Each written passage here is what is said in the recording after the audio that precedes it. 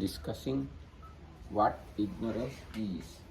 This is our problem, our question, our topic. And many of you have good knowledge about ignorance up to now, isn't it? Not knowing ignorance is the greatest ignorance. So we are sorting out what ignorance is. So other than Tanya, you can give us summary of our series of talks.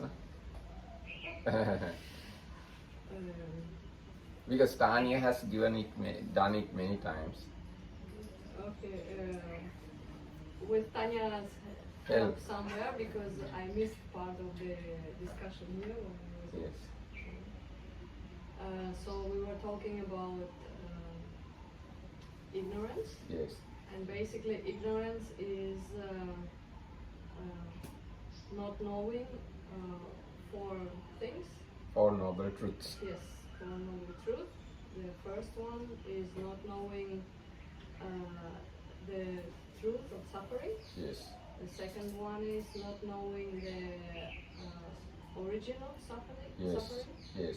The cessation of suffering, and not knowing the path leading to suffering. Leading to cessation of suffering. Yes. Yes. Okay, and in this regard, we were talking about the first point, the truth of suffering. Yes. And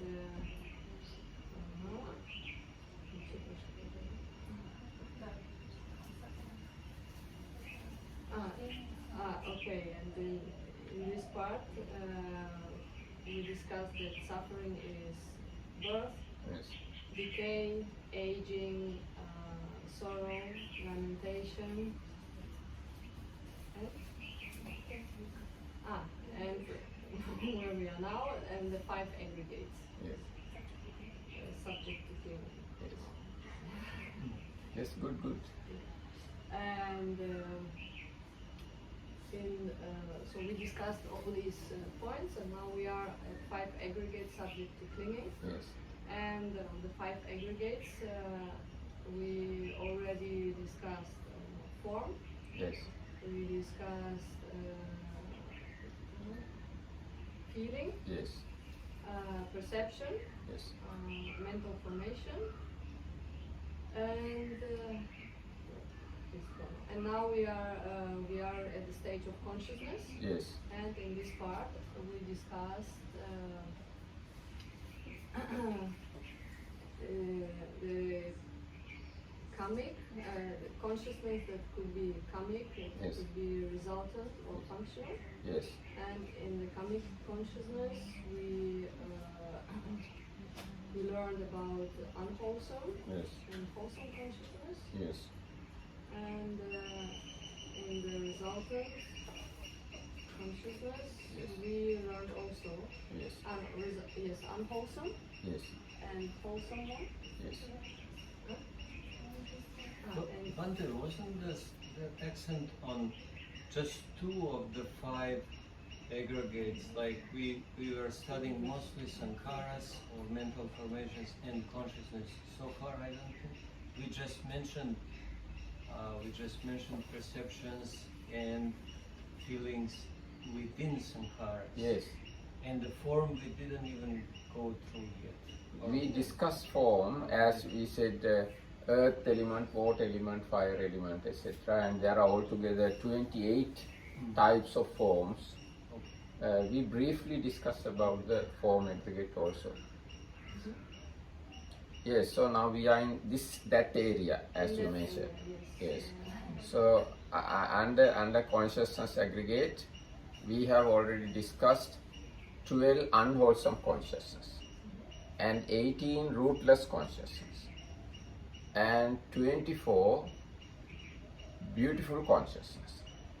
24 beautiful consciousness means there are 8 consciousness wholesome, another 8 resultant, another 8 functional, and these are sense sphere consciousness. These 24 sense sphere consciousness. So these are the things here. So the first karmic, wholesome, and sense fear. Sense fear consciousness is the consciousness which has joy, knowledge, and unprompted. Joy, knowledge, and prompted. Joy, not knowledge, not disassociated with knowledge and unprompted. Joyful, disassociated with knowledge and prompted. Same way, instead of joy, we put the equanimity. So these are the whole sense sphere, wholesome 8 consciousness. With these consciousness, all the beings, almost all the beings, do their wholesome activities, wholesome deeds. Even now, if you have a wholesome consciousness now, or if you can generate wholesome consciousness now, it must be one of these things. So this is very important. We have to understand properly about these consciousness. And if these consciousness are available or arise, then only our action become real wholesome action. Not just physical activity we are doing. We can do physical activities even without wholesome mind.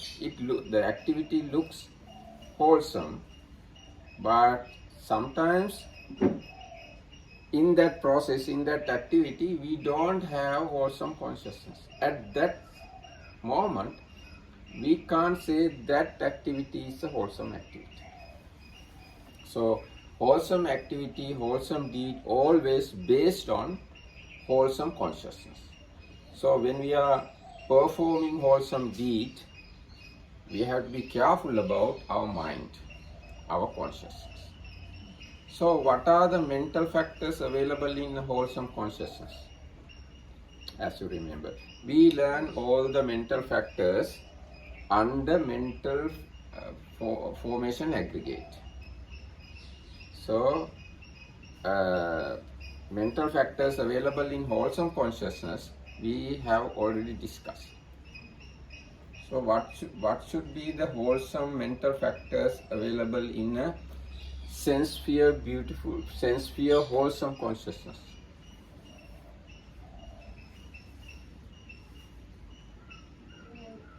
All of them. Now, I especially ask, let's say beautiful mental factors. Faith, Yes. fullness, Yes. hiriotapa, Yes. and non-greed, non-delusion, non-hatred. Yes. And then these pairs, like Yes. Tatra majjata is the kind of equanimity, indifference. difference, Yes. or neutrality of mind. Neutrality of mind. And Yes. tranquility of the body, tranquility of the mind, malleability of the body. Yes.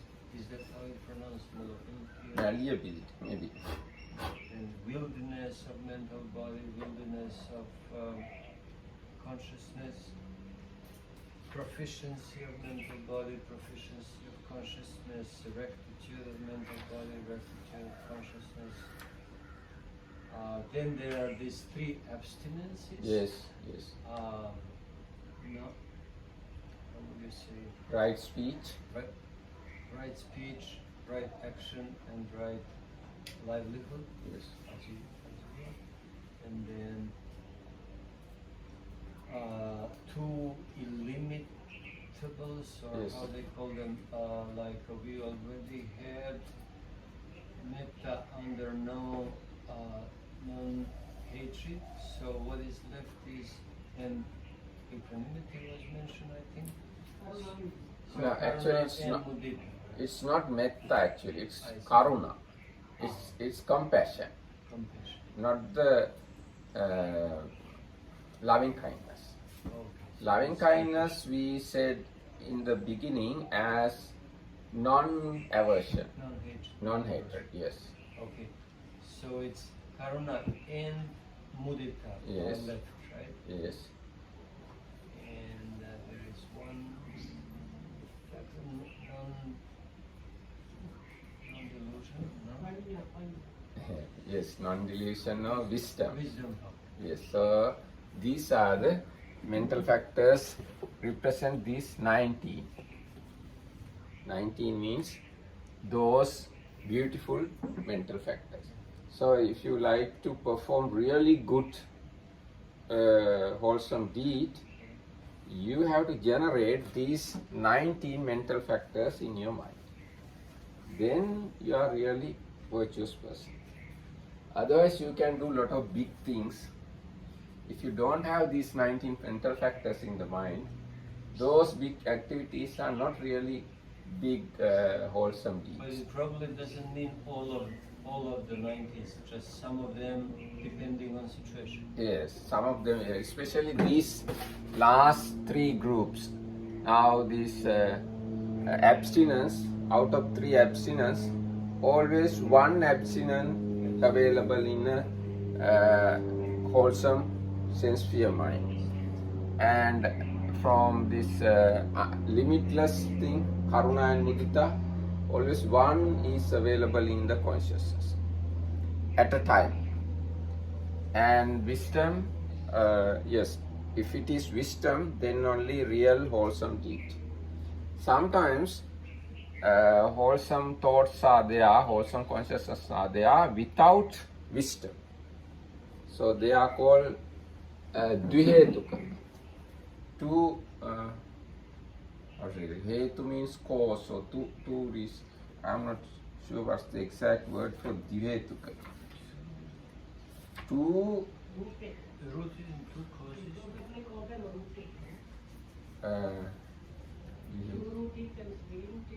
Yes, we have say rooted, yes.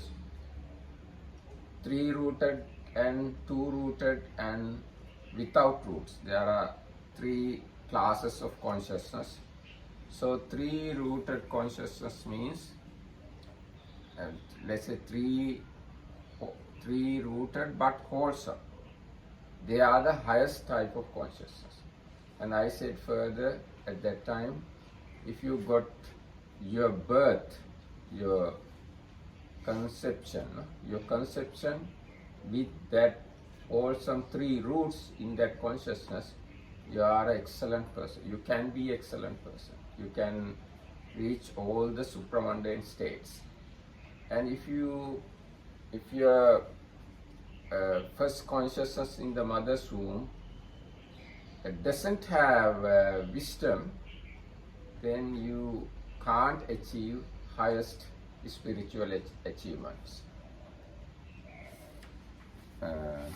So these are the things we discussed last time, and I said same kind of 8 consciousness you can have.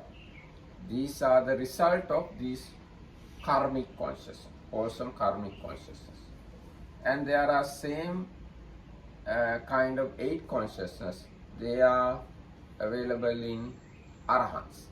Functional, we call functional. Now even arahants listen Dhamma. Arahants perform duties. And arahants can help others. Arahants can treat sick monks. So in such a situations, arahants' consciousness are neither wholesome nor unwholesome. Their consciousness we call functional consciousness. And the mental factors in them also exactly same to the wholesome consciousness. Very, it's a slight difference according to my memory. Yes, in Arahant's consciousness, they don't have 3 abstinence. This, the functional consciousness available in Arahants, they don't have abstinence. Why is that? Because they don't need to avoid from unwholesomeness. But they still follow the Eightfold Path, and these are all parts of the Eightfold Path, if I understand correctly. Yes, but they have already eradicated the root cause of those unwholesome states. Without those unwholesome states, you can't avoid doing it. the avoiding of doing it is the abstinence. So Arahant need not to avoid doing that. Because of that, their functional minds don't have abstinence. Is it like second teeth? Huh? Is it like second teeth? Once your first teeth fall out, there is no compound effect. Maybe. Anyway, that example doesn't go to my mind properly. Yes, that's the reason. So Arahant need not to avoid of wrong speech, wrong action and wrong livelihood. Because they don't have cause or reason to do such things. So this is the explanation about beautiful sense sphere consciousness. Now let's move on to more subtle level. They are fine material sphere consciousness. Altogether, there are 15 fine material sphere beautiful consciousness. 5 out of them are wholesome. Another 5 out of them are resultant. Another 5 functional. So wholesome are normal fine material jhanas. You know, there are 5 fine material jhanas. What are these 5? Normally we talk about 4. Yes, okay. Normally we talk 4. In suttas we have only 4. But in Abhidhamma you have 4 and 5, both. So the first one is kind of split into 2. So Vitakka and Vichara is there in the first jhana, in the normal one, and Yes. as well as Abhidhamma. In the second one, according to Abhidhamma, you have only Vichara. Then Yes, according to Abhidhamma, first one has only Vitakka. Second one has Vichara, like that. And the first one has both Vitakka and Vichara. According to the sutras. Yes, according to Sutta. Oh, According to Abhidhamma, you have Suttave and Abhidhamma both. Now in second Abhidhamma book, name of it is Vibhangapakarana. It has chapter called Jhana Vibhanga. So this Jhana Vibhanga shows how Sutta explain jhanas and how Abhidhamma explain jhanas. So under the title of Sutta, Vibhanga Pakarana explain 4 jhanas. But same Vibhanga Pakarana under Abhidhamma way explain 5 jhanas. And Abhidhamma commentary explain why there are these 2 kind of jhanas. Commentary says, when Buddha was teaching these jhanas, there were some deities who can demarcate the difference of Vitakka and Vichara, and they can recognize 2 types of jhanas. Because of their ability to understand 2 levels even in the first jhana, Buddha explained 2 jhanas under Abhidhamma way, as one jhana has Vitakka, Vichara, Piti, Sukha, Ekaggata. Second jhana has Vichara, Piti, Sukha, Ekaggata. So I think you have heard these words, Vitakka and Vichara. What are the English words for these mental factors? Vitakka means applied thought. Applied thought and sustained thought. Yes, applied thought and sustained thought. Now according to Sutta way, first jhana has both Vitakka and Vichara, applied thought and sustained thought. But according to Abhidhamma way, first jhana has Vitakka, Vichara both, but second jhana has only Vichara, etc. Like that. So let's see. What are those how those consciousnesses are given. First jhana, wholesome consciousness together with initial application, sustained application, zest, happiness, and one-pointedness. So this is the nature of first jhana. So you have to understand there are some minds, some consciousness within you. You need not to work hard to make yourself happy. From your heart, your happiness arises. From your mind, your happiness arises. You need not to see beautiful pictures, beautiful images to make you happy. You need not to listen beautiful music or sounds to make you happy. You need not to taste or touch beautiful things, sweet things to make you happy. Within your mind, happiness arises. So this kind of mental states we call jhanas.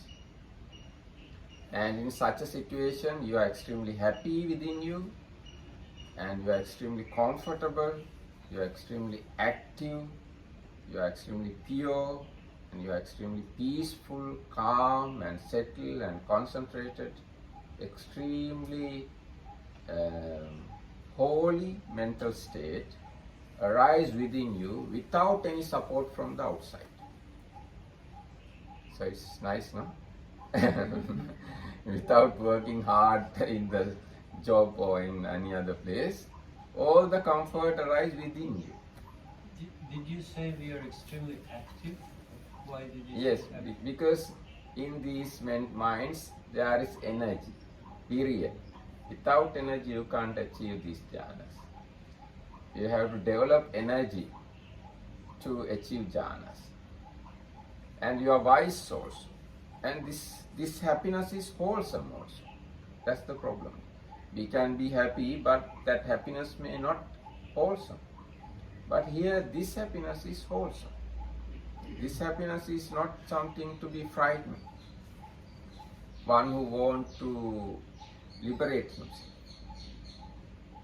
There are some happiness, we have to be frightened of those happiness because those happiness are unwholesome sometimes. If you enjoy those happiness, it hinders your path. But this particular happiness is good to enjoy. It's a happiness enjoyed even by Buddhas, even by Arahants. So this kind of spiritual happiness arises within you, is good to achieve. So such kind of mental states are called jhanas. So this is the first jhana, as I mentioned. You can remember they are the main factors of first jhana. What are the main factors? Initial application, sustained application, zest, happiness, and one-pointedness. So your mind is well settled on a wholesome object. It doesn't wander anymore. It's under your control. Your mind is under your control. And yes, so that kind of mental situation, first jhana is. Let's see how Buddha says these things in suttas.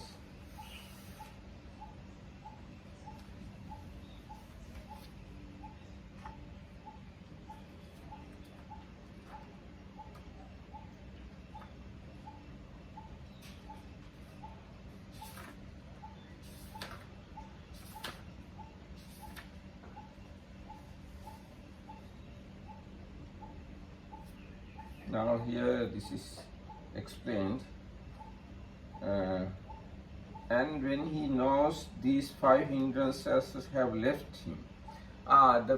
One of the main quality of jhanas is there are no hindrances. I mean, hindrances are well suppressed.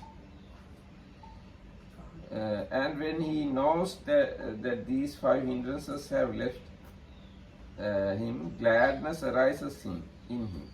From gladness comes delight, From the delight in his mind, his body is tranquilized. With a tranquil body, he feels joy, and with joy, his mind is concentrated.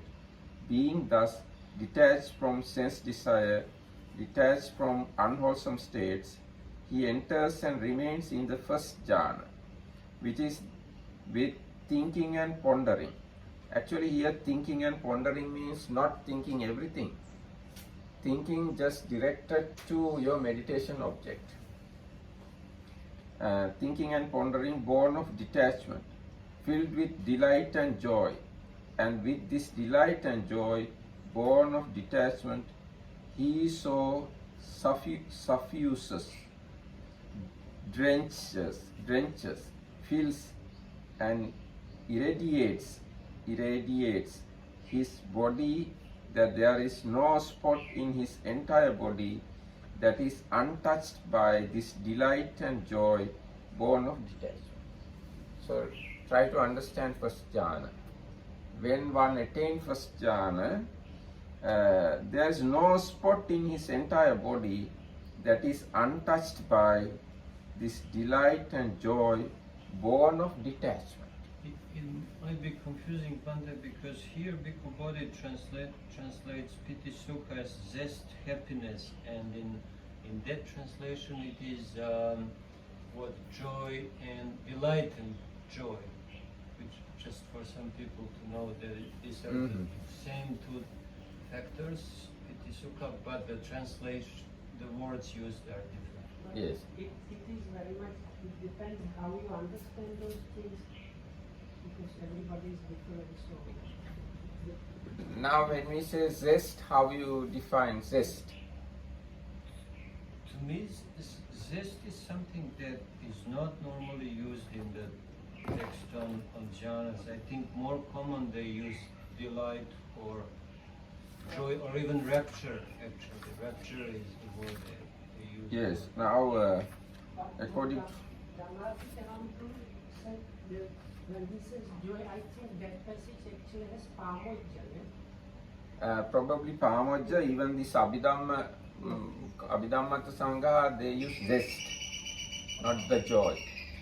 I think when it says really joy, it's probably not rapture, but pamojja or gladness of mind. Yes. And that Now here also we find joy. This joy is not the thing meant here. Here it's a zest, For the word piti, right? piti. For the word piti, most suitable translation is zest. Okay. Now zest is explained this way. Already introduced among the jhana factors, piti has the characteristic of endearing. Yes, endearing. Its function is to refresh mind and body, or its function is to pervade, to thrill with rapture. It is manifested as elation. Mind and body is its proximate cause. So this is the definition from Abhidhammata Sangha about zest. Actually, joy is feeling mental factor. Zest is another mental factor, not the feeling mental factor. Yes. Now when we discussing mental factors, we discuss joy under feeling aggregate, but we discuss zest under mental formation aggregate. So there are two mental factors, but looks very same. So here in jhana, it is zest actually. Now there is a simile Buddha has given. Just as skilled bathman or his assistant kneading the soap powder which he has sprinkled with water forms from it in a metal dish a soft lump, so that the ball of soap powder becomes one oleaginous. How to pronounce this word? Oleaginous.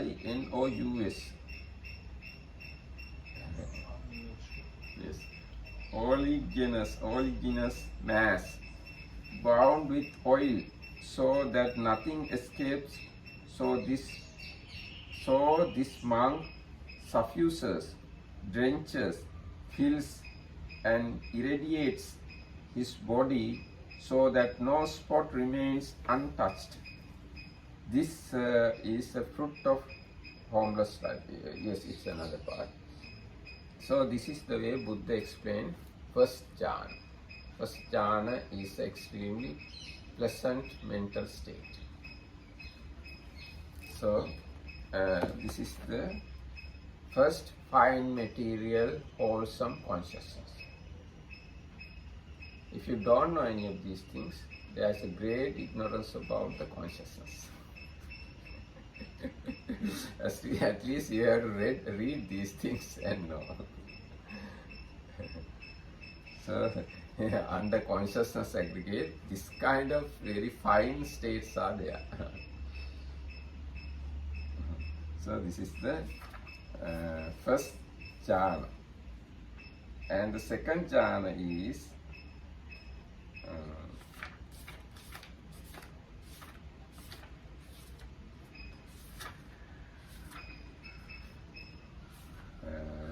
second jhana, wholesome consciousness together with sustained application, zest, happiness and one-pointedness. Here there are two words, zest and happiness. And here zest means piti, happiness means sukha in Pali. Sukha here means again joy or the feeling mental factor.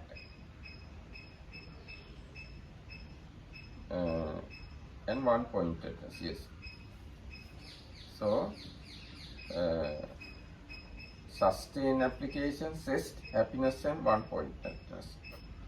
Now the third jhana, let's read how it is explained in Sutta.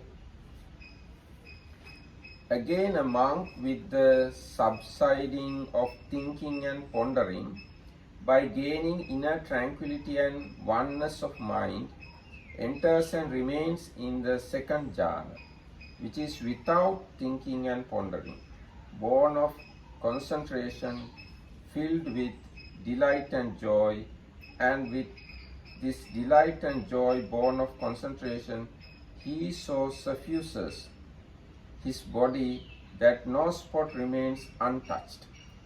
Just as a lake fed by a spring with no inflow from east, west, north or south, where the rain god sends moderate showers from time to time, the water welling up from below, mingling with cool water, would suffuse, fill and irradiate that cool water, so that no part of pool was untouched by it.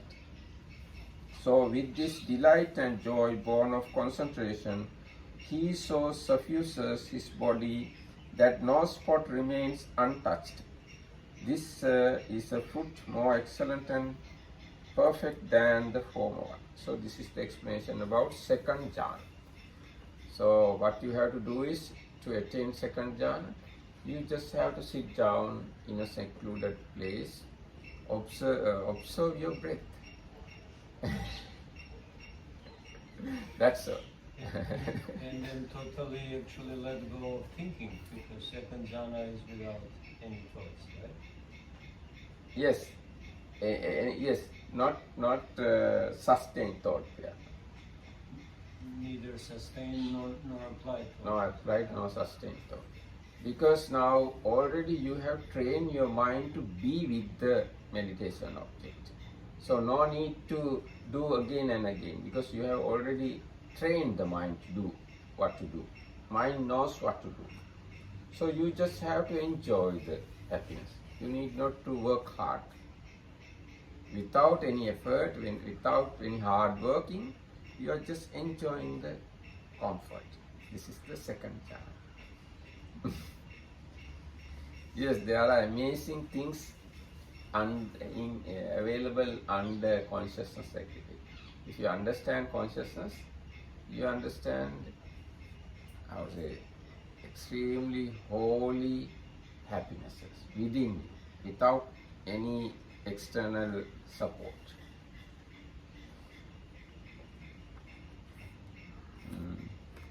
Yes. So the third jhana, wholesome consciousness together with rest, happiness and one-pointedness. So this is the third jhana. So yes, rest, happiness and one-pointedness. It doesn't have sustained thought. This is the way it is explained. Again, a monk with fading away of delight. That means Delight is no. That is Kundalini jhana. Yes, just yes. Yes, okay, now this is the third jhana. Again, a monk with the fading away of delight remains imperturbable, mindful and clearly aware, and experiences in himself that joy of which noble ones say, happy is he who dwells with equanimity and mindfulness. And he enters and remains in the third jhana. And with this joy, devoid of delight, he so suffuses his body that no spot remains untouched, just as if in a pond of blue, red or white lotuses, in which the flowers born in the water, grown in the water, not growing out of the water, are fed from the water's depths. Those blue, red or white lotuses would be suffused with the cool water. So, with this joy devoid of delight, the monk so suffuses his body that no spot remains untouched. This is the fruit of the homeless life, more excellent and perfect than the former one. So this is the third jhana. So all these are extremely comfortable mental states, but not easy to achieve. First you have to overcome the hindrances. This is the biggest problem. Is it true, Bhante, that Buddha, what is the Visuddhimagga author? How Buddha goes, that he says somewhere, I didn't read myself, but I think I read in some other book, that he says only 1 in a million people can attain jhanas. Did you come across that? not, I can't remember exactly million, Yeah. but like thousands, or maybe thousands or lakhs. Like people who start meditation, let's say 100,000, if 100,000 people start to meditate, Yeah, only one. one can achieve jhana. It's probably even less than the one in the million, because you consider only the people that actually meditate, and even like that is 100,000. Yes, people who meditate, out of them one can achieve jhana. But out of all the people, not very big part of people meditate actually. Yes, yes, only very few people can achieve jhanas, that's true. And even you achieve jhanas, it's very difficult to maintain jhanas, especially as lay people. That's why Buddha introduced, that is one reason Buddha introduced this monk life. Because as a monk, you have kind of frame. You can't go out of that limits. So those limits are very important to maintain jhanas. Now as example, if you look at Vinaya Pitaka, Vinaya Pitaka has given hundreds and thousands of rules and formalities and traditions and many things, as I understood, for generate or achieving and maintaining jhanas. If you are following all the Vinaya rules, you are very close to jhana, if you can do.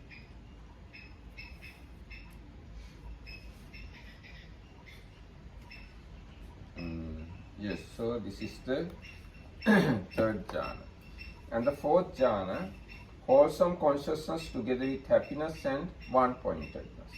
So here fourth jhana has happiness and one-pointedness. That means no zest even. Because zest is kind of gross. When you come to this level, you feel, you understand, zest is gross. Comfort is better. So you leave the zest and you enjoy the happiness. So zest is then something like the opposite of comfort? Or In is this there- particular situation, yes. In this not normal situation. Now as a person who achieve first jhana, for him zest is very important thing. But when you come to fourth jhana, zest is very gross.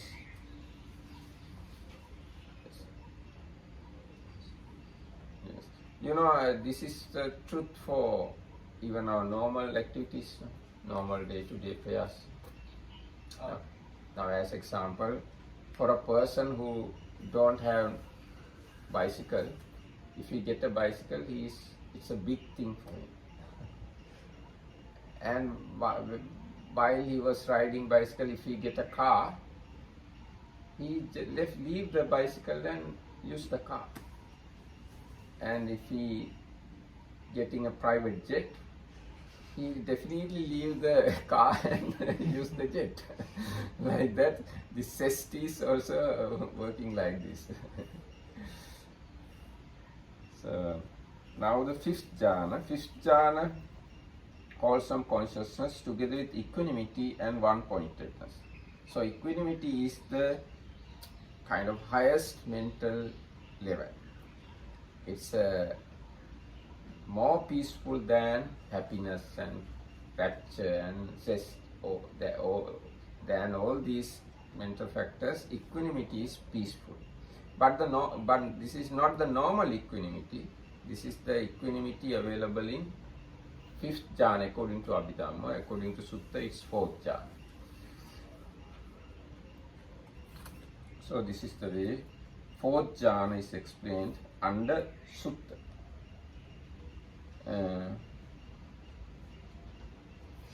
Again, a monk having given up pleasure and pain, and with disappearance of former gladness and sadness, enters and remains in the fourth jhana, which is beyond pleasure and pain, and purified by equanimity and mindfulness. And he sits suffusing his body with that mental purity and clarification, so that no part of his body untouched by it. Just as a man were to sit wrapped from head to foot in a white garment, so that no part of him was untouched by that garment, so his body is suffused, etc.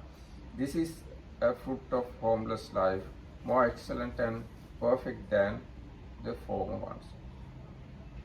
So this is the explanation about fourth jhana.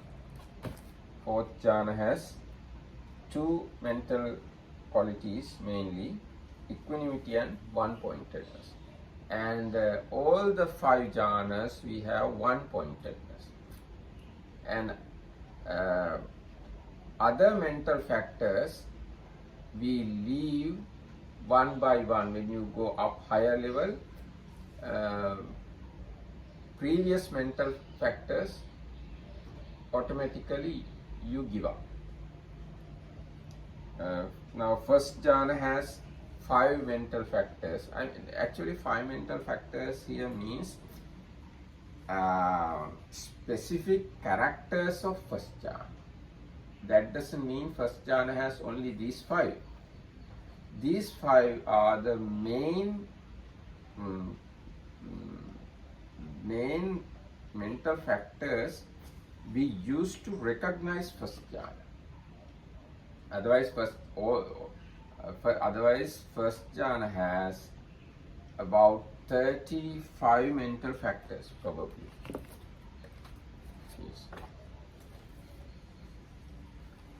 Yes, we can we can investigate those mental factors slowly. So, yes, first jhana can have about 35 mental factors. But these 5 are the characteristics of first jhana. So now I think you can have some idea about jhanas, isn't it? In order to achieve these jhanas, you have to be extremely virtuous. This is the big problem. The second. The second biggest problem, because the first was to eradicate all the hindrances. Yeah, no, actually, hindrances are subtler than virtue, I think. Yes. First, you have to be virtuous, then you have to suppress hindrances. And you have to have secluded life. You can't have a busy life. And you can't look after your business, wife, family, everything. You can't do all these things and attain jhanas. So these are the difficulties in jhanas. And even if you attain jhanas, in order to maintain the jhana, you have to sacrifice whole your life for that. These are the big problems. There are examples, Bhante, even of lay people attaining jhanas in the sutras, right? Yes, they are non-returners. Now, as example, Chitta, Ugga, Hattisariputta maybe, no, Hattalavaka. There was one lay woman that Sariputta stopped. Yes, she is yes, Nandamata. Nanda. They are non-returners. So they have already eradicated these 2 fetters, Kamarag and Patiga. How was it possible with all the activities that they had to do to actually attain? No, they don't do all the activities. They didn't? No. Once they attain non-returnership, they ask their wives to go back to their home if they wish. Or if the wives like to have another husband, they themselves arrange the marriage. Like that. If you read those sutras, you find these things. Now it is, I think, maybe who they are. Anyway, one millionaire, he has 4 wives. And after he attained non-returnerhood, non-returner level, he came back home and asked his wives, now I don't need you. So if you like to go back to your parents' house, I can arrange it. And if you like to have another man as husband, I can arrange it. Like that. So it's a different level, not normal household life. And sometimes non-returners leave their lay life because they have to look after their parents. They can't get ordination because of that reason. Now, as example, Gatikara Brahma, in last Buddha's dispensation, he was a potter and he was a non-returner. He had to look after his parents. They were blind. So he had to lead a household life. So there are such situations. So main hindrance, yes, one main thing for, main hindrance for, not main hindrance, main obstacle for hindrances are, jhanas are 5 hindrances. So in order to achieve jhanas, you have to be extremely energetic, but that energy is not to achieve any worldly thing. In order to achieve concentration, your energy you generate in order to achieve concentration. Now we can easily generate energy to achieve worldly things.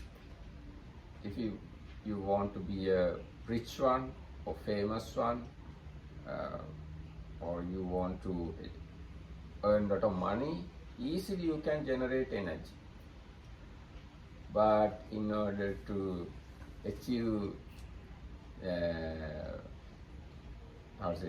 let's say first jhana, in order to achieve one-pointedness, it is difficult to generate energy. It's a different kind of energy maybe, because it's not easy for most people to become rich. To generate energy is also not easy, otherwise everybody would be rich. Yes, it is. Even it is not. Yes, it's true. It's even that kind of energy is not easy. But we can see there are thousands of people who generate energy and achieve wealth. But we can't see even 10-15 people who generate energy to achieve first jhana. That's the problem.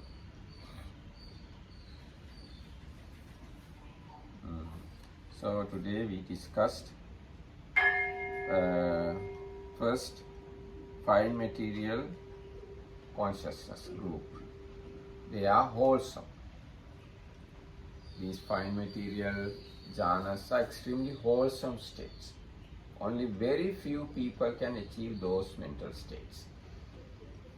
And if you achieve these mental states, you can, after your death, you can live extremely peaceful life millions of years in Brahma world. Now, if you achieve first jhana, in first jhana Brahma world, you have one-third eon of lifespan. Eon is an uncountable number of years. So one-third of eon you can live in extreme ecstasy, extreme happiness, extreme peace, without any obstacle. And the second jhana world is half a eon. So you can live without any mental pain, mental problem, half a eon. And the third jhana, third Brahma world, you can live 1 year without any problem. All these three Brahma worlds are results of achieving first jhana. If you practice first jhana perfectly, you can born in the third Brahma world.